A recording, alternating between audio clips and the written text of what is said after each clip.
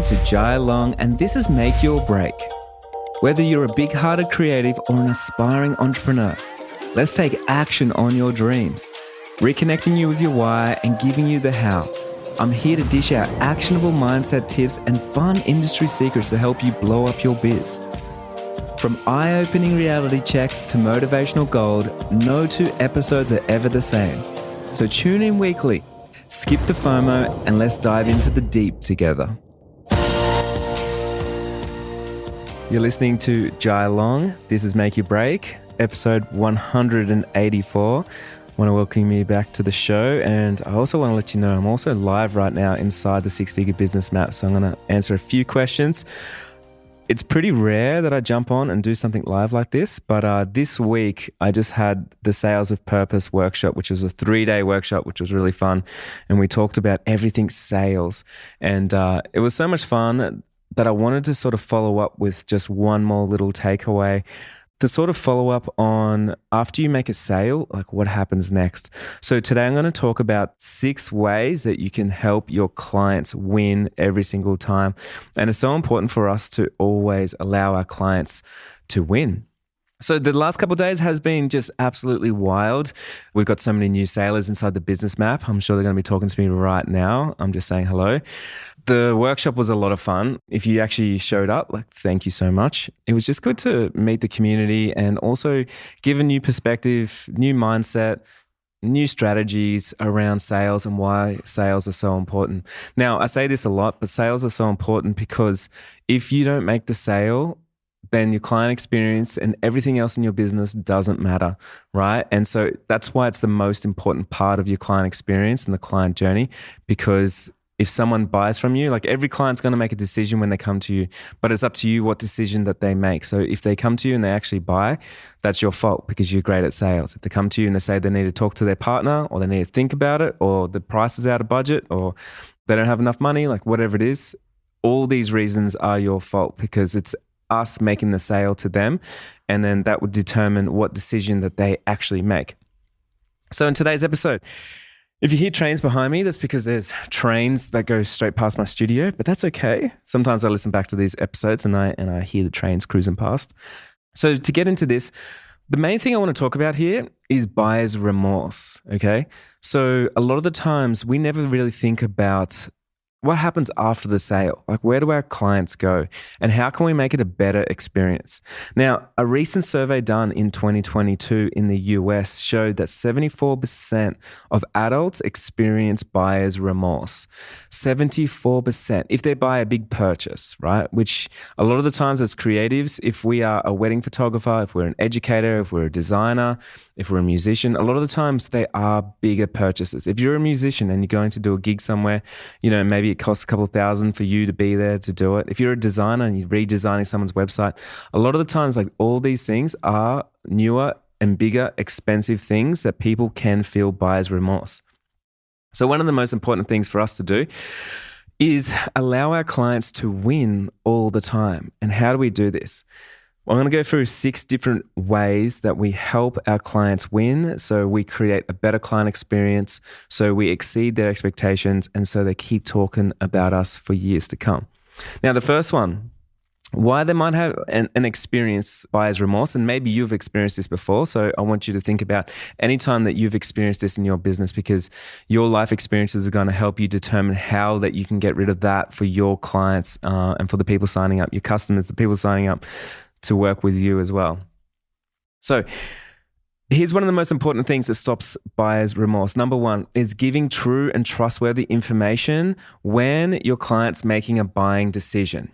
Okay, I'm going to say that one more time. Giving true and trustworthy information when your clients are making a buying decision, when they're actually purchasing from you.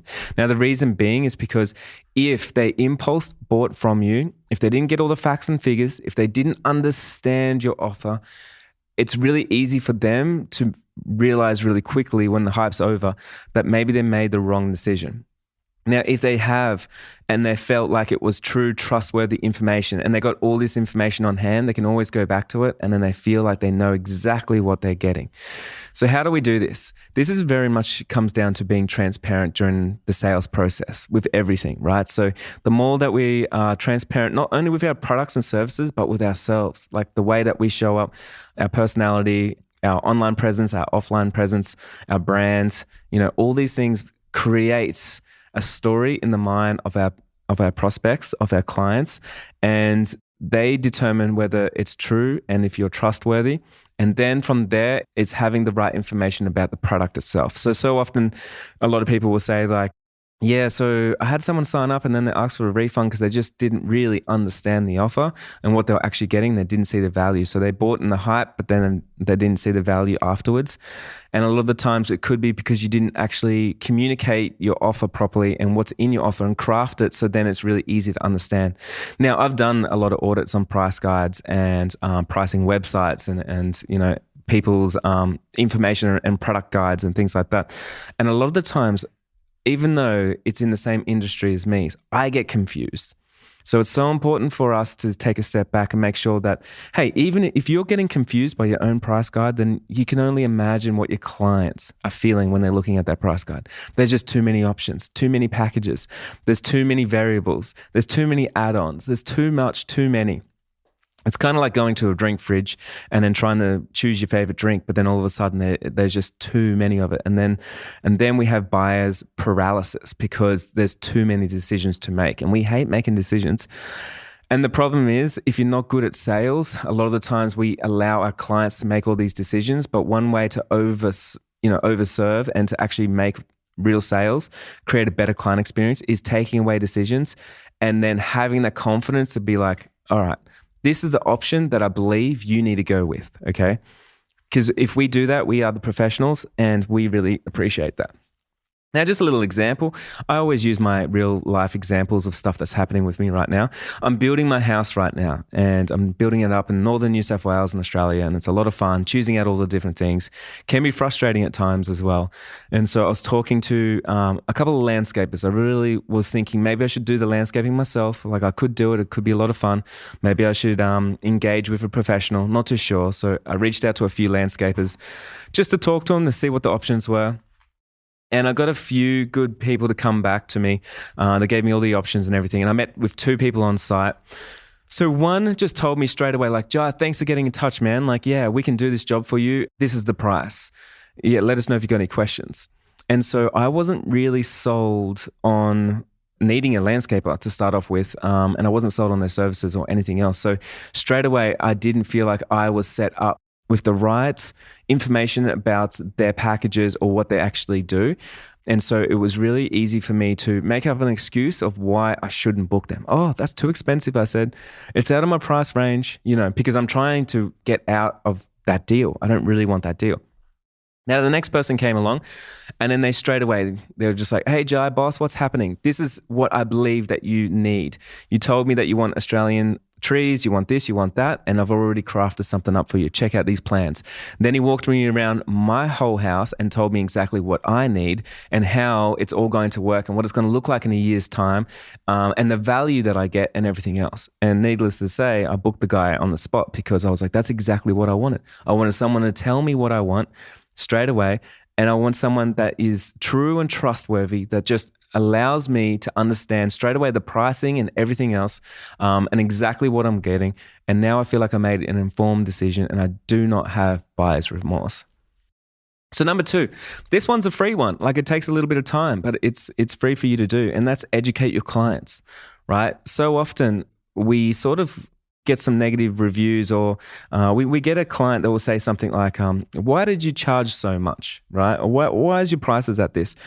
And what we've got to do is we've got to educate our clients all the time. And because our clients, a lot of the times, they've never bought from you before. Maybe they have, if you're a wedding photographer, maybe they've never been married before. If you're a musician right now, maybe they've never booked a musician to come play at their wedding, come play at their gig or at their art opening, whatever it is. If you're a designer, maybe the person that's booking you has never built a website before. They've never done a rebrand. And we've got to understand that. So the person that shows up, if they just bought from you, then why not show up and serve them and educate them? And there's so many ways we can educate them. Of course, we can educate them through social media these days, which we can keep serving and serving. But there's other ways. Like here is an example. If you're going to book someone, and let's say you book someone for an engagement shoot because you're a photographer, maybe after they book you, just a few days after or a week after, you could send out a guide to show them how to best pose. And then a week after that, you could send out a guide to show them what to wear, what wardrobe should they have for this shoot. You could send them a quick email and say, hey, I've just scouted all these locations and here's why I believe these locations are better than the ones that you chose at that time of year and at that time of day. Okay, so now we're showing up and we're actually educating our clients. Hey, it's free to do. And a lot of the times it's so important. For example, my landscaper guy, he's sending me DMs right now. Like I signed up a week ago, but he just sent me a DM and he's like, Jai, have a look at these. These are the reasons why I believe these trees need to be planted in your yard. And he sent me a guide, right? And I'm looking and I'm like, oh my God, that's exactly, thank you for sending that because I was thinking about that. But now I really don't regret having you because you're on the pulse and you're thinking about me. That's all I know. I know you're thinking about me and you're giving me that experience. Makes me feel good.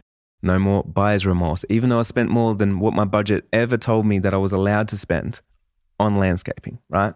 So educate your clients. So many touch points that you can do where you can show up and you can educate your clients on so many different things. But again, like if I go to the dentist, I love it when the dentist explains to me exactly, I've already paid him the money, he doesn't have to do it, but he explains to me why it's going to be a good job, what I need to do to look after myself, look after my teeth, what I should avoid, you know, what I can have. You know, he gives me all these basic tips and tricks and stuff. And I'm like, oh, this is exactly why I come to a professional. It's awesome. I love this. Number 3, you're going to get a lot of buyer's remorse because you didn't set expectations. Setting expectations is number 3. It's so, so important. Number 3 is setting expectations. Now, we can do this throughout the whole process of our business. Inside the business map for you sailors in there, what I want you to do to think about setting expectations is go to the client experience module and then go to where you map out the client journey. Now, everyone at home that's listening to this podcast, I want you to map out your client journey. What is every touch point that someone has with your business? What expectations have you set for your business, right? It comes down to everything. Because, for instance, if my landscaper, he just told me, yeah, Jai, book me in, and then a week goes past, and then he still hasn't started, then I start getting buyer's remorse. Oh my God, he ripped me off. He's not even going to show up. But it didn't happen like that. He set expectations. Hey, Jai, you know what? I'm fully booked until November. Now, in November, it's going to take 2 weeks to get the job done. We're going to have 10 people on site. And if we need to have a few more people, we will get it done. I can guarantee you that. Now, I'm going to send you a few emails before that happens. We're going to choose out some trees, okay? So don't worry, I'm thinking about your job. We're going to get everything ordered before we get started. Now, he tells me that really fast. I'm like, expectations are met. I can relax now. So that's the thing. We won't relax as clients until those expectations are met. Here's another example. If someone sends you an email to send you an inquiry and then it takes days and days, you know, for you to get back, I'm sitting there anxiously thinking, did my inquiry land in their inbox? Was there a problem? Why aren't they getting back to me? Like, what's the problem here? But if you had expectations, say, hey, send me an email. Your email will be safe in my inbox and I'll get back to you within 1 hour of the next working day. Okay? So then I sit there and go, okay, I can relax now. I don't need to go and contact any other photographer because I know Jai's got me. He already told me, set those expectations, and now it's a great client experience. Now, it's the same as when someone books you. As a wedding photographer, a lot of times, you know, when my clients book me, I always set the expectations. Okay, here's the next step. You're going to hear from me in a few weeks. I'm going to send you an email with some extra information. Then after that, you're going to hear it and I'm going to check in with you 6 months before the wedding. And then after that, we're going to have a meeting before the wedding day again. We're going to go and drink some wine, have some fun, and we're going to go after all the small little last details. After that, you don't have to worry about anything because I'm going to send you a text message on your wedding day to let you know that I am on my way. Right? So I make sure I walk everybody through everything so then they know what to expect at any given moment. So set those expectations. You'll never be disappointed. You won't get buyer's remorse and you're going to get a lot of happy customers. Number 4, timely emails, timely responses.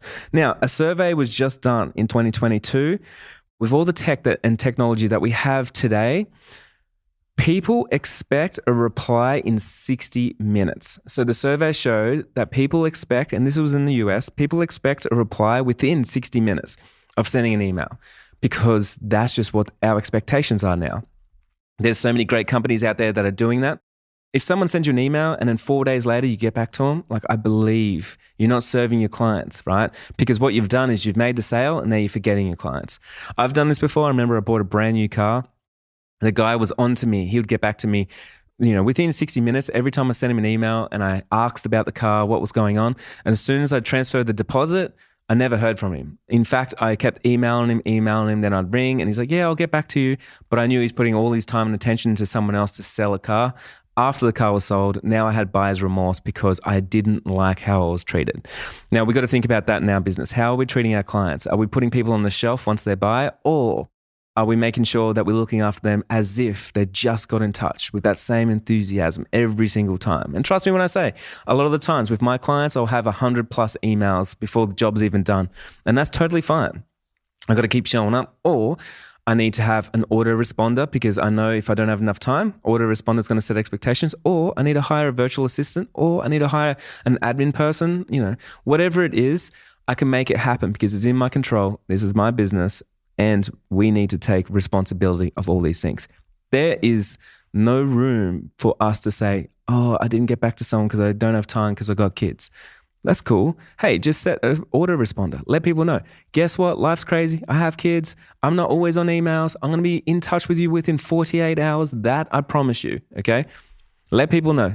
Expectations are set. Totally fine. No problem at all. So we make sure we have autoresponders and we make sure that we get back to people. And we also, like, for us, I'm an Australian company and most of my clients are actually in the Northern Hemisphere. And so I'm always letting people know, like, hey, get in touch, but we're in a different time zone. So you will hear from me at a different times, or from my support staff. We're all here, we're all working, and we're doing the best that we can. We'll make sure that it's safe, it's in my inbox, and we're looking after it. We're on it, okay? Setting expectations means nobody is upset. Number 5, over-deliver and smash expectations. Now, I always talk about, like, I never say, like, under-promise and over-deliver. I always say, like, over-promise and then over-deliver on that promise. Like, over-fucking-deliver on that promise, right? If you smash people's expectations, there is no more buyer's remorse. If you show up, if someone just signed up to me, maybe as a wedding photographer, and then they just paid some money, and they just paid a deposit. $1,000 just came into my bank account and I seen that. And then if I wrote a handwritten note, like, thank you so much, I appreciate you supporting this small business. I'm going to do whatever I have to in my power to make sure that you have the best experience with me. Here's some flowers as well. And also here's a client journal, a wedding planner, so you can start planning your wedding. And here's some blog posts. If I did that and I showed up like that, man, people are going to be like, oh my God, dude, this dude overpromised, but then he's actually smashed that expectation, because I wasn't sure if that overpromise was even going to come to light, right? To fruition. So smash those expectations. Now, I believe there's always something that you can do. And so, this is something that I did in my photography business, something I did in my cafe. When someone came in, they ordered a coffee, would always give them, like a cookie for free or something. We'd be like, hey, here's this, grab this. And I'd always allow my staff to give away things for free like that. In my wedding photography business, as soon as someone signed up, a lot of times I'd actually send them bunches of flowers. I would always send them a journal. I had wedding planners that would post out. In my early days, I had a typewriter in my studio, and I literally would type out like a thank you thing, and I'd walk down the post office and send it to them. And I know they'd appreciate that, because they're like, oh, judges spend time doing that. I don't need to give out client journals, or I don't need to give out diaries and journals to people that sign up to an online course, but I do.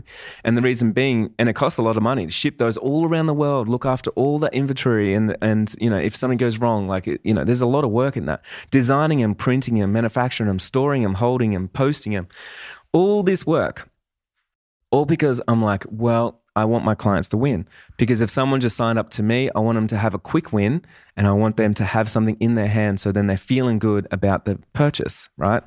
No more buyer's remorse if you can actually tangibly hold something. Now, a lot of the times we're always thinking, yeah, but Jai, it costs money to do these things. Why would I want to do these things? I'm just losing money.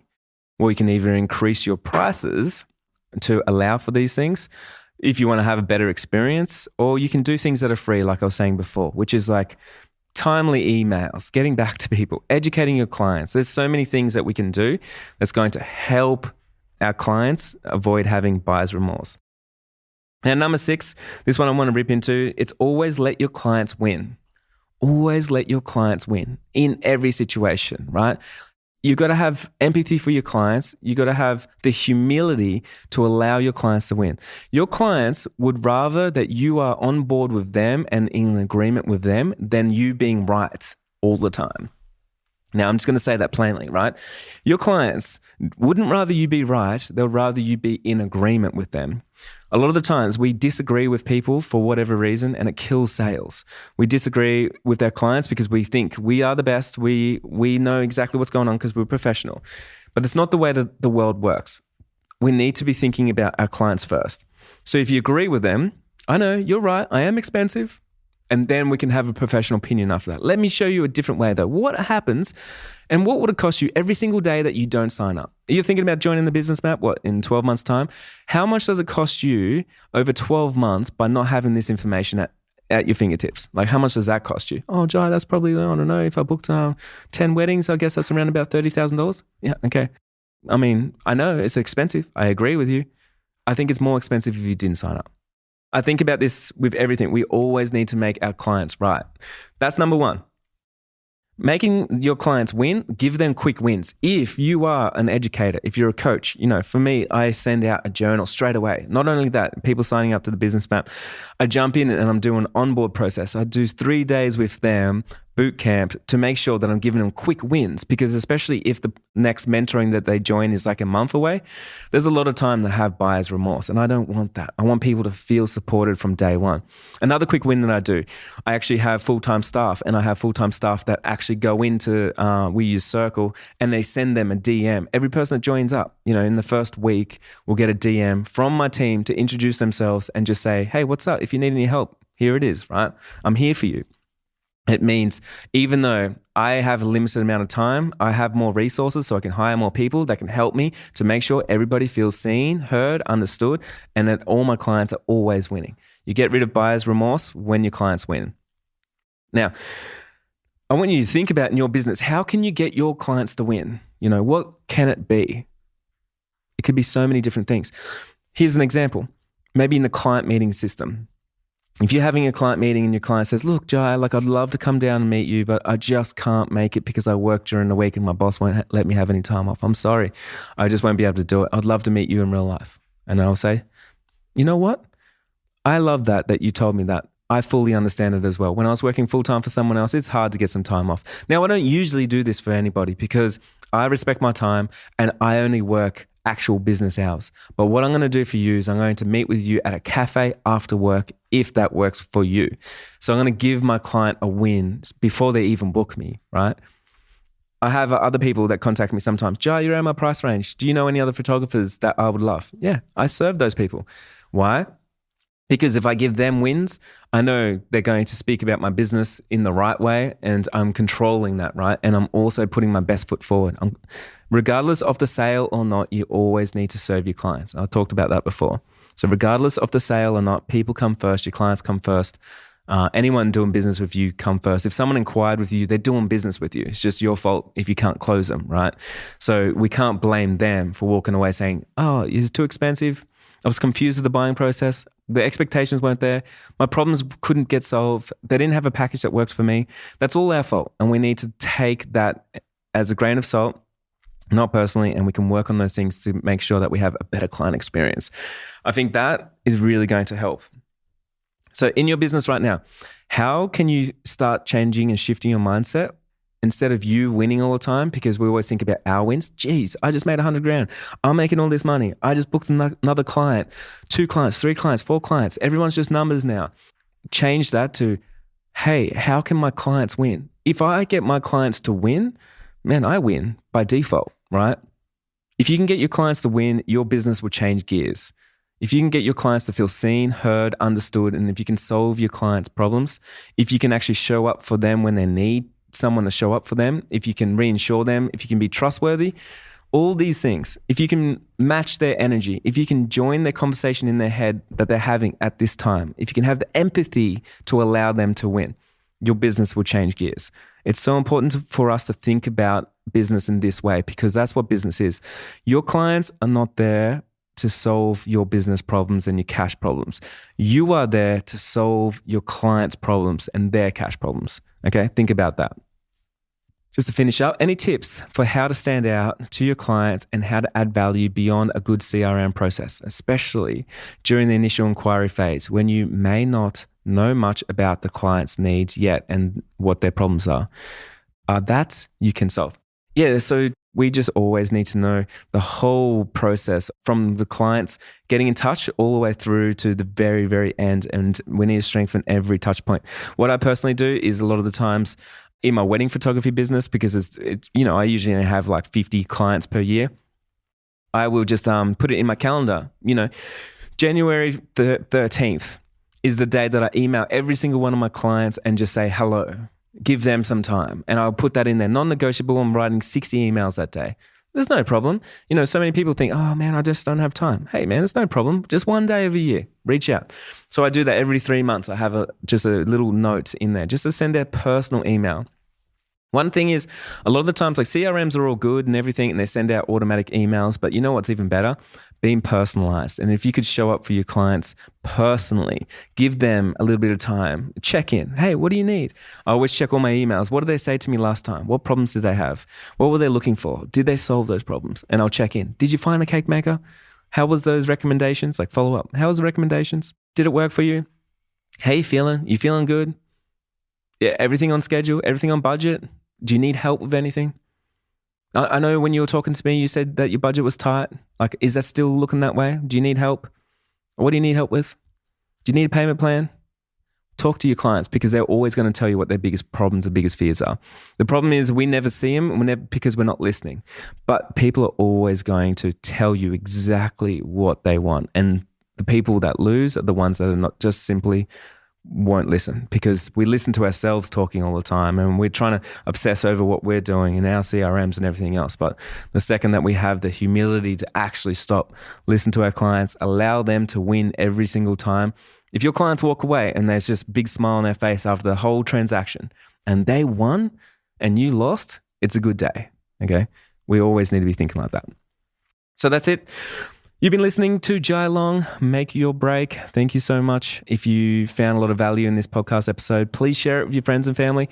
It's the only way that this podcast reaches new people. So just on Instagram, if you just go to @jailong.co, you can send me a DM. I'll reshare it as well. I really appreciate you listening and I'll see you next week.